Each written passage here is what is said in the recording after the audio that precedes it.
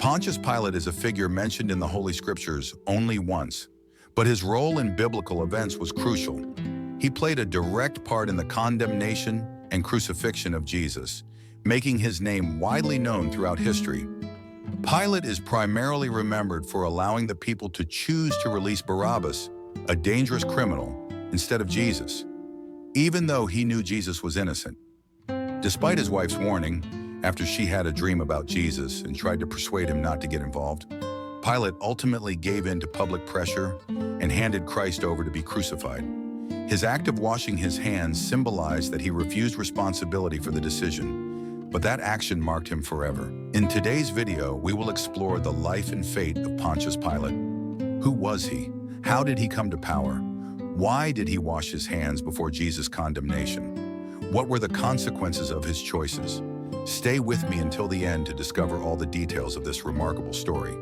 But before we begin, subscribe to the channel and turn on notifications so you can receive new videos directly on your phone. Now let's dive into the historical context of that time. In the 1st century AD, the Roman Empire was expanding, growing more powerful by the day. It was in this setting that Pontius Pilate emerged, a member of the Roman elite who was appointed governor of Judea between AD 26 and 36, during the reign of Emperor Tiberius Caesar. To better understand Pilate's significance, it is essential to grasp the political and religious context of the time. The Roman Empire spanned vast territories from the British Isles to Egypt and from Spain to Asia Minor, modern-day Turkey. Because of this diversity, Rome had to manage different cultures and religions, including the Jewish faith. Judea was a strategic province for the empire, located on the eastern coast of the Mediterranean Sea, where important trade routes passed through. However, the local population strongly resisted Roman rule, as the Jews considered the land a divine inheritance from Abraham. This constant tension required Rome to maintain strict control over the region, and Pilate was appointed to enforce order and ensure tax collection. Pilate was known for his strict authority and at times made unpopular decisions. One example was when he attempted to fund the construction of an aqueduct using resources from the Temple of Jerusalem. The priests opposed the idea, but were pressured into accepting the agreement.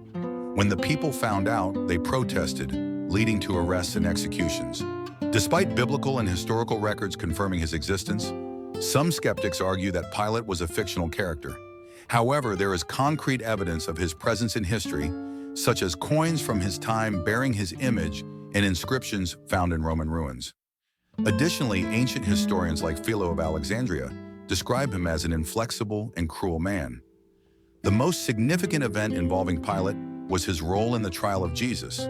After being arrested by religious authorities on charges of blasphemy and claiming to be the King of the Jews, Jesus was brought before Pilate for judgment. The 4 Gospels depict this scene differently. Matthew portrays Pilate as weak and indecisive, recognizing Jesus' innocence but yielding to the crowd's pressure. Mark highlights Pilate's attempt to release Jesus. Luke shows him trying to transfer responsibility to Herod Antipas. John presents Pilate as arrogant, questioning Jesus' kingship and mocking his mission.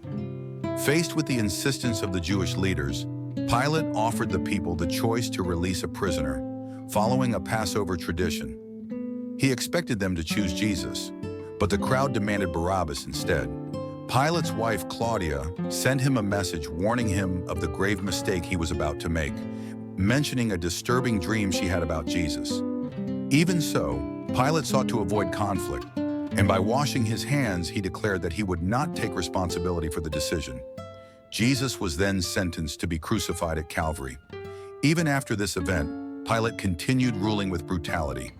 Years later, he ordered the killing of Galileans offering sacrifices at the temple and violently suppressed a group of Samaritans, provoking outrage among the Jews. The leaders of Judea reported his abuses to Emperor Tiberius, who in response ordered his removal in AD 37. Interestingly, Caiaphas, the high priest involved in Jesus' condemnation, also lost his position that same year. With Tiberius' death, the new emperor, Caligula, exiled Pilate to Gaul, modern-day France. Ashamed and powerless, Pilate ultimately took his own life, ending his journey in a tragic way. To conclude, I leave you with a reflection based on Jesus' words in Matthew 6. The eye is the lamp of the body. If your eyes are healthy, your whole body will be full of light. But if your eyes are unhealthy, your whole body will be full of darkness.